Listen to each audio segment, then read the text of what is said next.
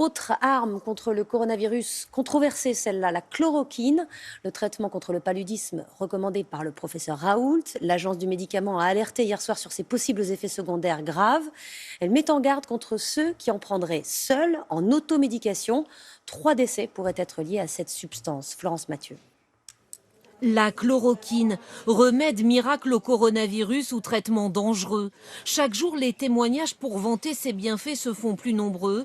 Quand Florian, 44 ans, se l'est vu prescrire, il n'a pas hésité. En 48 heures, j'ai retrouvé mon énergie, surtout mon souffle est revenu et je sentais un rebond qui me permettait de sortir ce mal. À 6 jours, j'ai pu embrasser le sol, j'étais sauvé.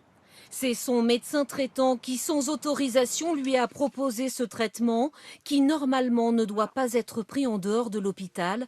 Nous l'avons joint. C'est une pratique que je suis évidemment.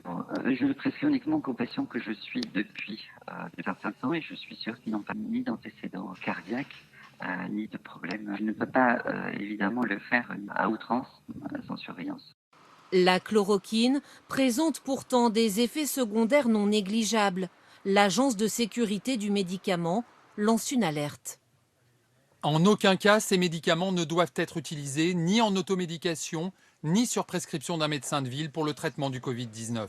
3 décès suspects ont déjà été signalés. Les patients avaient pris de leur propre chef du plaquenil.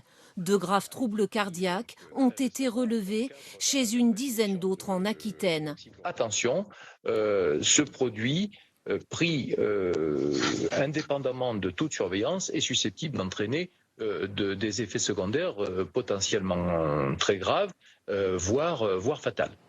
À ce jour, l'efficacité de la chloroquine n'est pas encore prouvée.